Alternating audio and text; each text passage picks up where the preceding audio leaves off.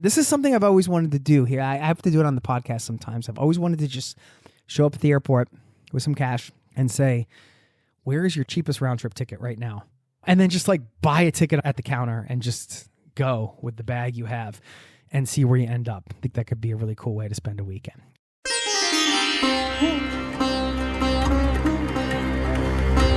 You're listening to the Zero to Travel podcast, where we explore exciting travel-based work, lifestyle, and business opportunities, helping you to achieve your wildest travel dreams. And now your host, world wanderer and travel junkie, Jason Moore. Hey, what's up? It's Jason here with ZeroToTravel.com. Welcome to the show, my friend. Thanks for hanging out, letting me bring a little travel into your ears today. This is the show to help you travel the world on your terms, to fill your life with as much travel as you desire, no matter what your situation or experience. Couldn't be more thrilled to be turning on the mic and bringing you this solo episode.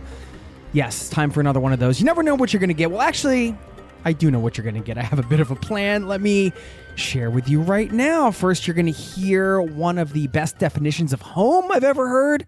Nomads, you're going to want to take note. You're also going to hear the number one thing to think about while making the transition to full-time travel or a gap year or even just maintaining a home base but prioritizing travel. This is something that should be on the top of your list. I'm going to highlight 4 travel trends I came across. The first really surprised me. We're going to wrap it up with a call to action, something you can do today that will set yourself up for a lifetime of enjoyment. I know that sounds like a big and vague promise, but I'm going to deliver, I promise. Plus, a quote I'm carrying around in my wallet because the message means that much to me right now. Let's get into it. And as a reminder, these solo episodes, they're planned out, but the recording's raw, it's unfiltered. I'm not going to stop until I'm finished. I'm not going to pause unless something major happens. So we're going to have to see what happens. Along the way, you're going to hear all the gaffes I produce. You're going to hear the shenanigans, the tomfooleries, the words I mispronounce, the blunders and follies I commit. We'll have to wait and see what happens anyway. Who knows?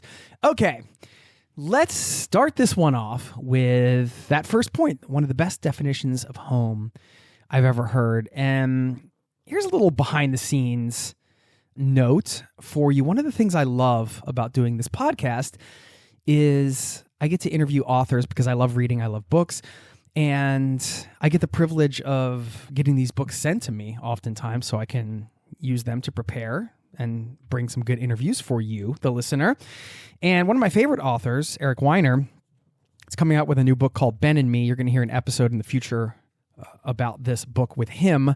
It comes out in June, and I got this advanced copy, and I'm like, this is so cool. I feel like a spoiled little brat here. I get to read one of my favorite authors before the book is even out, and it was really cool. Anyway, in the book, which is about Ben Franklin, it's his search of a founder's formula for a long and useful life. So it's a bit of history and also taking the lessons from Ben Franklin and kind of relating them to his own life. Anyway, you'll hear a conversation about that in the future, but I've got my dog-eared copy here, and Eric's a big traveler, and there were some things that caught my eye in the travel department because Ben Franklin himself was a big traveler as well. And one of the things I read was this definition of home that Eric pointed out. Well, there are actually 2 things in this book that caught my eye in terms of home. First, Eric brought up this term that I have thought about, but I never put a label on it, called a soul place. And a soul place would be that place that your soul identifies with. For me, that was Colorado. I always felt like that was one of my soul places anyway. I always felt like I was drawn to Colorado, even before I'd ever been. I grew up in Pennsylvania. Even before I'd ever set foot in Colorado, I felt like it was a place that I needed to go, I needed to be, and I did end up there for some many years. So when I was thinking about soul place, that was one of the first ones that jumped to mind. And I feel like as travelers, we come across these places every so often that we feel this extra connection to. Who knows why? Depending on what you believe in, it could be anything. It could be the energy in the air. It could be you lived a past life there. Who knows? I certainly don't know. But for whatever reason, you feel extra connected. And I thought that was a really cool term, the soul place. I wonder if you have any soul places you're thinking about that jump to mind right now. Well, anyway, I was nomadic for 10 years, as some of you may know. And sometimes when you're traveling around that way and just living your life on the road, you're not sure what home is or if you'll even end up in a place that feels like home again. Home didn't really feel like where I grew up. It just happened to be where I grew up. And I mean, you can even live somewhere and not be sure where home is. Certainly, you don't have to be a nomad to have that feeling. And of course, nostalgia can also warp our sense of home. I mentioned Colorado earlier. That's a special place for me, but I lived there many years ago. Yes, I spent quality time there. The nature is so beautiful. And that is, you could say that's sort of static in some ways. Obviously, it's ever changing, but you know, if you go and look at the Rocky Mountains, you're still going to see the Rocky Mountains. But the place itself, the people, the population, how it's changed, it's not the same place, and I'm not the same person. So would I still love it the way I did those many years ago? I can pine for this place in Colorado, but is it more about pining for a certain time? You know, nostalgia can kind of mess things up, I think. And so I think that's important to just remember if you're thinking about a place, sort of longing for another place. Is it the place you're longing for, or is it another time in your life that you're longing for, or just, you know, you miss or you're reflecting on, or maybe you haven't mourned yet? Sometimes we have to mourn these chapters of our lives that sort of ended. Maybe it ended abruptly and we never really got the chance to kind of process it. Who knows? Again, I told you, I didn't know where this was going to go. I'm on a rant here, but maybe that's something we need to do too. Maybe we have to mourn these closed chapters for our lives. Anyway, if you had to have a definition of home, I read a great one in this book. I have not thought about this before. Maybe this is the best definition of home you can come up with. Who knows? So the true definition of home, according to Eric, quote, not where you want to live, but where you want to die, end quote. That's some powerful stuff. I thought, wow, okay. Where do you want to die? And that would be the place you want to come back to and be. Who knows what the answer to that is right now. I'm just bringing it up here because I thought it was an interesting way to think about it. And maybe as you're listening to this, you're considering a move, or who knows what's going on in your life. But maybe that idea of kind of reframing it, like if home is where I want to die, where do I actually want to be? Maybe that brings some clarity. Who knows? I don't know. I just like to share here and you take it for what you will. Okay.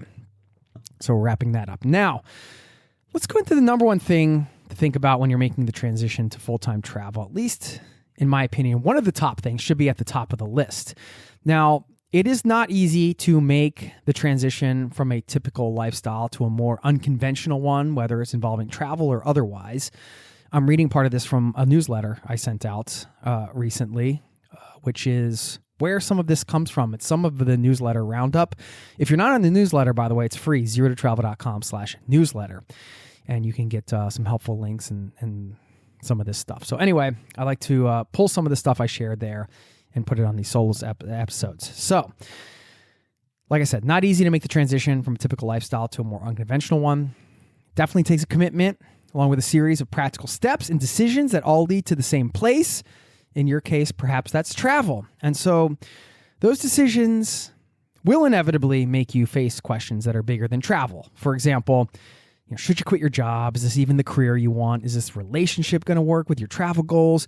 What should you do with your house or apartment? Do you want to live in this town? All these big questions. And that's what happens when you make a big pivot in life. Sometimes you're faced with the big questions that you've been avoiding, which I think is a good thing.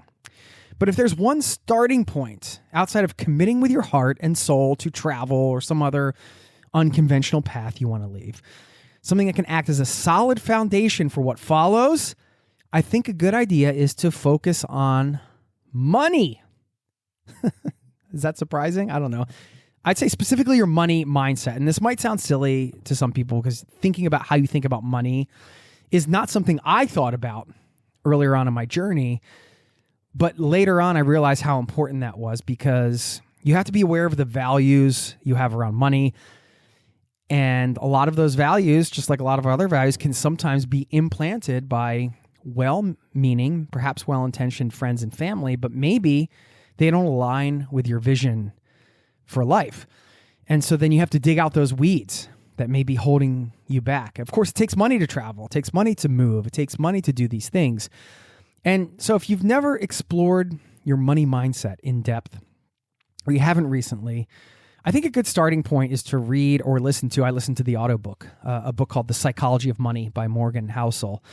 As it states in the synopsis of the book, quote, in the real world, people don't make financial decisions on a spreadsheet. They make them at the dinner table or in a meeting room where personal history, your own unique view of the world, ego, pride, marketing, and odd incentives are scrambled together. In The Psychology of Money, award-winning author Morgan Housel shares 19 short stories exploring the strange ways people think about money and teaches you how to make better sense of one of life's most important topics, end quote. And this book has like 46,000 reviews or something. So it's definitely worth a listen. So anytime you want to pivot to a new lifestyle, business, career, or something, I do think it's worth taking a fresh look at your money mindset, making sure it's lined up with where you want to go next. That's just my 2 cents. Haha. There's my little dad joke for the day.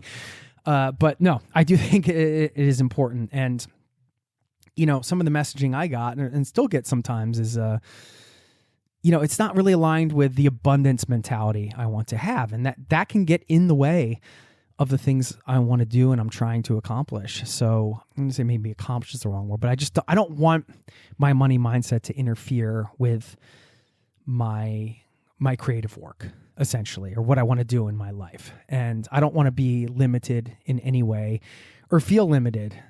I know money doesn't grow on trees, but hearing that over and over again isn't necessarily beneficial to where I'm trying to go. So things like that, you know, people saying that, you know, if your parents believed that, I'll give you a specific example, one of your parents believed that, you know, everybody that had money was a total jerk and then they weren't worth anything as a human being.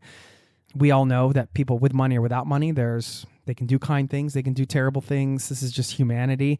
But if that's like a block for you, it may be blocking you from having abundance in your own life. So anyway, I don't want to this isn't The Secret. I'm not trying to say you're going to sit here and manifest a bunch of money in your life or anything like that. I'm just saying it's good to be aware of your money mindset and where it's at and to revisit that, especially when you're trying to make these big pivots. Hope that is helpful. Okay.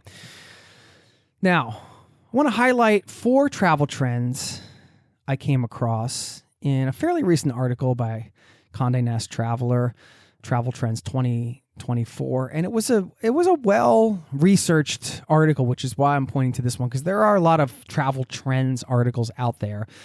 And, you know, anybody can write anything online and they can do it just to target a keyword and get web traffic. But this one seemed pretty thought out, and they are in the travel industry.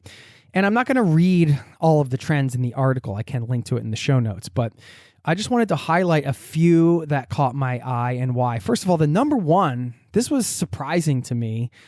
Something I've never done, something I've never thought about doing, but I guess it's popular, and that's astrotourism. This is, quote, according to the article, the act of traveling with the aim of catching sight of astronomical phenomena, disappearing to lands devoid of any pollution, crowds, and traffic, where we can focus solely on the skies above and while away, hours gazing at the stars, planets, and constellations overhead. I can understand why that's a big travel trend. I actually love it because, well, it's going to take you to places that you might not normally go. If you want to see a solar eclipse or something and there's only certain places to go to do it, let's say it's, you know, the best place to do it is in St. Louis, and you might not have had St. Louis on your list of places to visit. I'm just making that one up, but you get the idea. I think anytime you can pursue travel in a unique way and it takes you somewhere that is just completely unexpected for something, whether it's a concert or astrotourism or anything else, I think that's a pretty cool way to travel, because you're going to get a completely unexpected experience. And this is something I've always wanted to do here. I have to do it on the podcast sometimes. I've always wanted to just show up at the airport with some cash and say, where is your cheapest round trip ticket right now? And then just like buy a ticket at the counter and just go with the bag you have and see where you end up. I think that could be a really cool way to spend a weekend. Okay. Number 3 in this article was home swapping. And I'm not surprised about this one. I think this is a great thing for long-term travel, for remote workers, for, you know, people that are spending a lot of time on the road.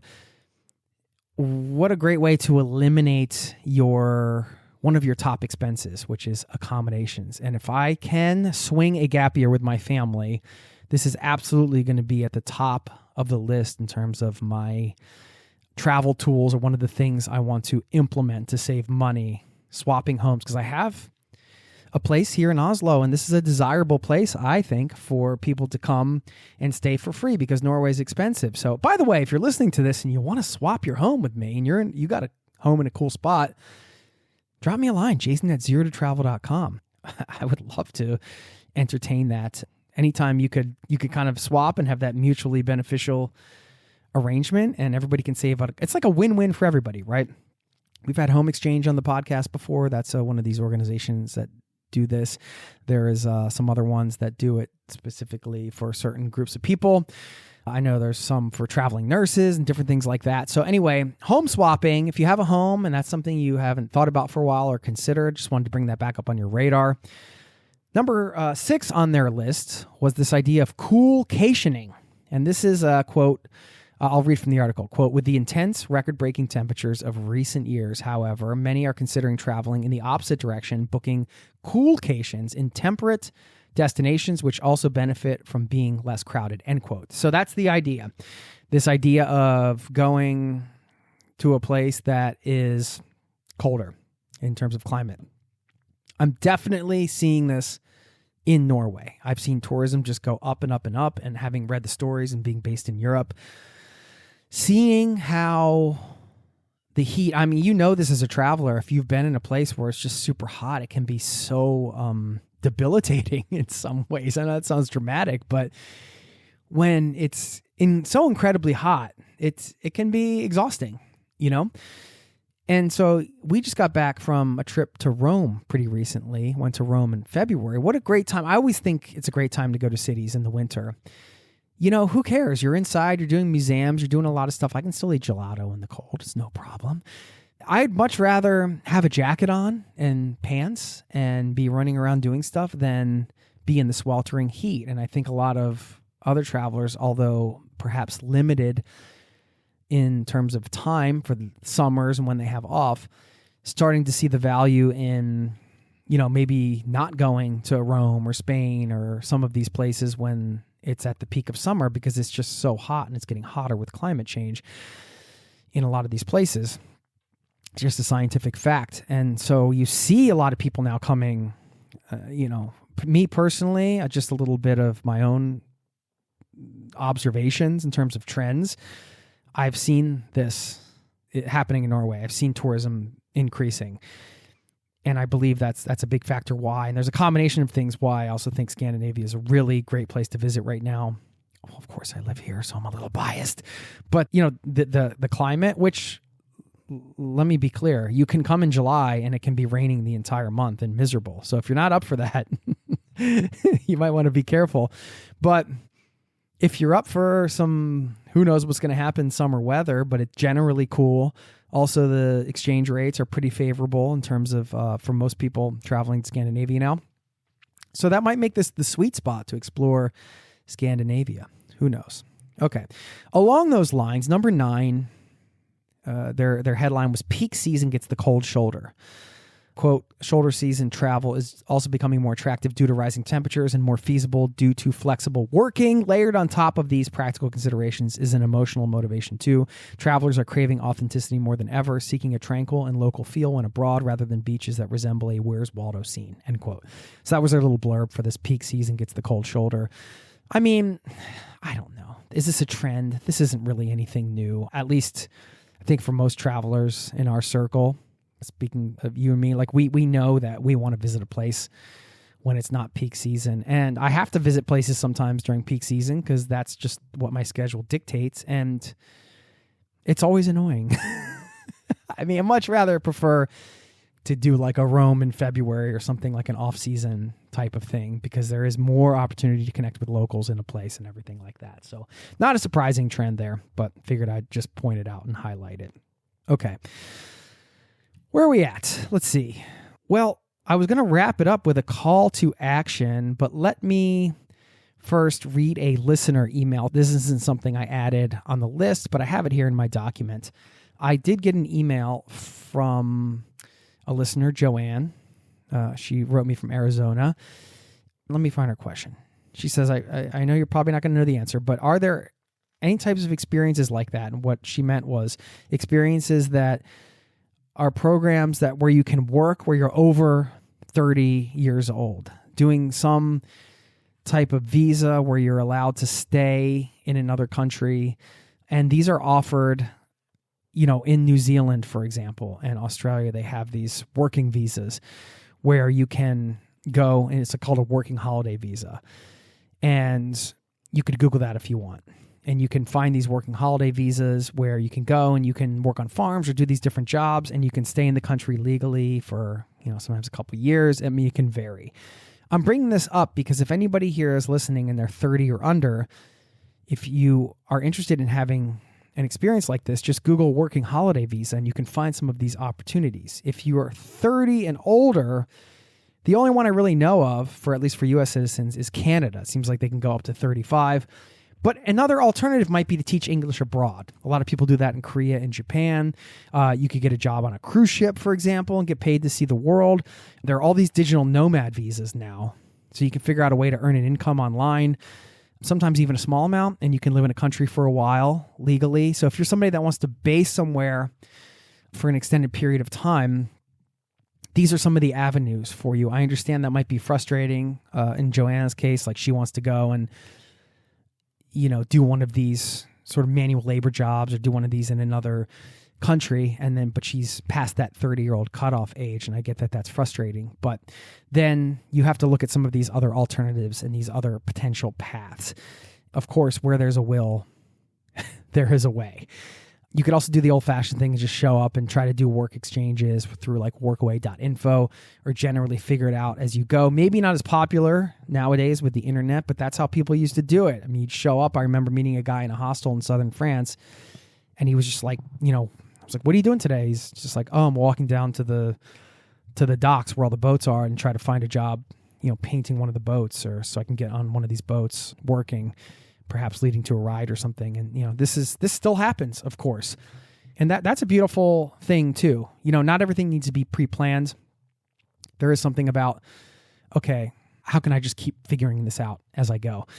And sometimes that can involve these in-person interactions and serendipity and the like. That's always, to me, it's always been a more rewarding way to kind of take the next step than to just fill out an application online and get it. Although both have their uses for sure.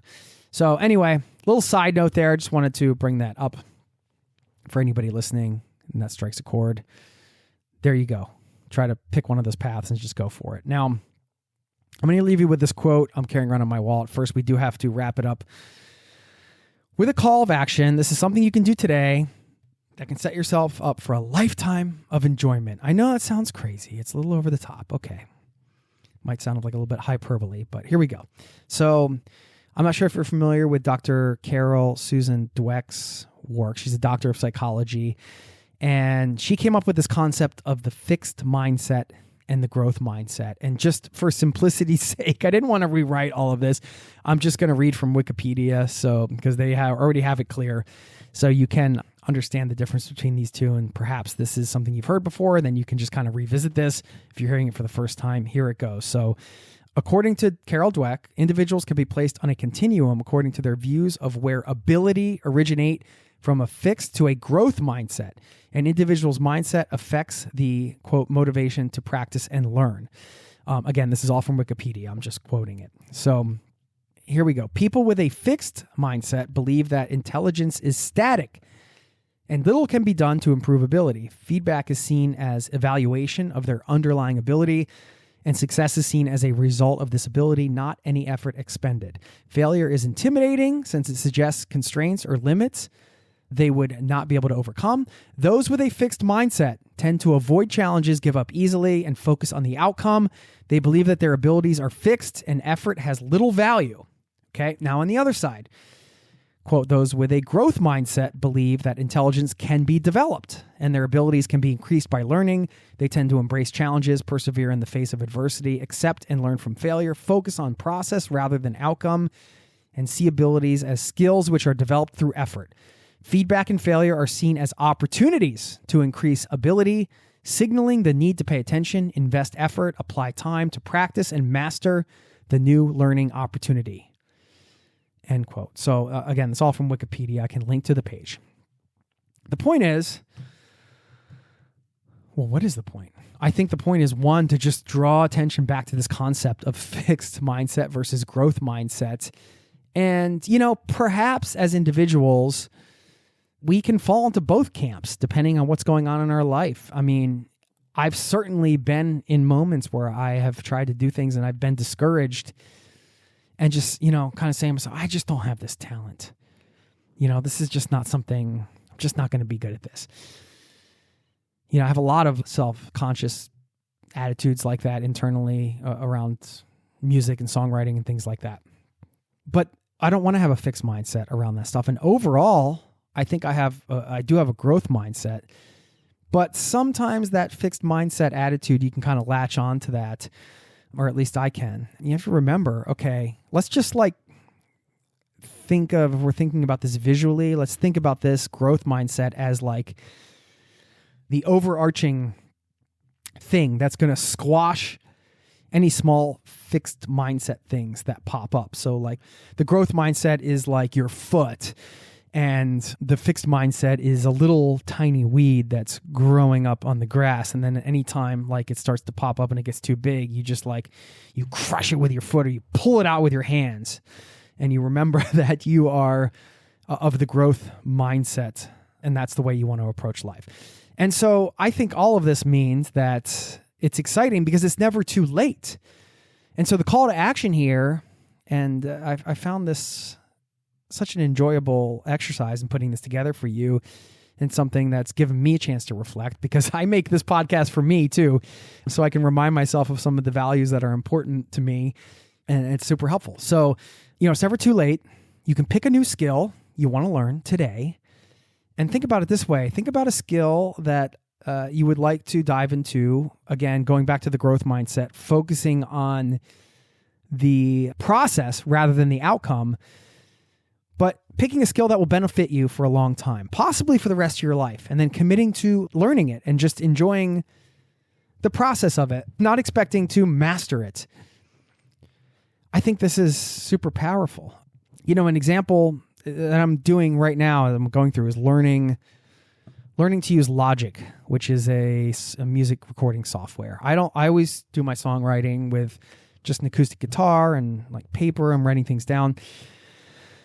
And I want to be able to just get a decent sounding demo down. And even though I'm not unsavvy when it comes to audio, I record this podcast for you. It's really basic stuff.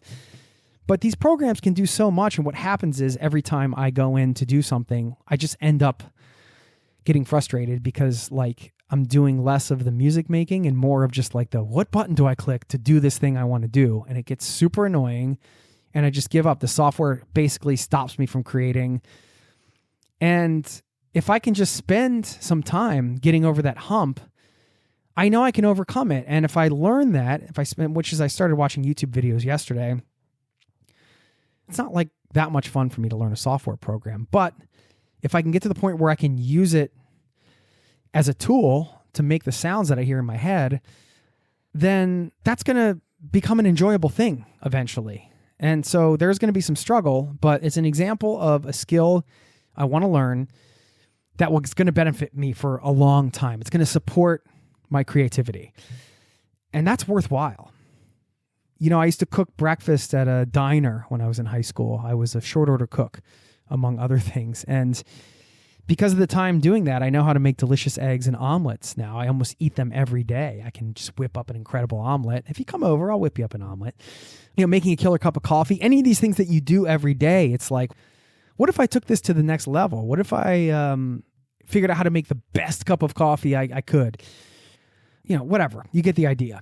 You can pick a skill that you want to learn, thinking about something that will benefit you for a really long time, and then commit to just going down the path. That's the call to action I wanted to have here. I think that does a couple things. First, it allows you to embrace the growth mindset, the idea that it's never too late. Culturally, I think do I wish I was playing more guitar when I was a teenager and had all the time in the world and wasn't wasting it? Of course, but that time's gone now, and here we are. But I could start today doing something, and 3-5 years from now, I could still be doing it. 10 years from now, 20 years from now, painting, whatever, drawing, anything. anything like that. Takes time to learn. You can start today. So I just got really excited by that idea, and I find that to be invigorating, I guess, as a way to start the day, end the day today. That's going to be the call to action. Okay. So let me know what you pick. Yeah, get in touch. Drop me an email. You want a house swap? You want to let me know what skill you picked? Drop me a line or just leave me a voicemail. Let me know what's going on. This is a two-way conversation. You know, I preach it all the time. This is a community-powered show. I make the show for you. I'd love to hear from listeners, so please get in touch anytime. Okay, this quote now I'm going to leave you with. I'm carrying it around in my wallet. It's from Paramahansa Yogananda, whose book I'm rereading, The Autobiography of a Yogi. Wonderful book. This is my third or fourth time reading it now. A lot of great lessons in it. And he has this quote I'm carrying around. Quote, learn to be calm and you will always be happy.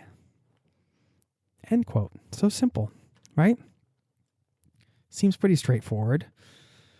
I can't always be calm, but I'm trying, guys. I'm trying. Okay. That's what I got for you. How did it go? I hope it went well. Anyway, I had fun recording it for you. Didn't expect to do this today, but that's one of the fun things about creative work. You feel inspired. You're just like, you know what?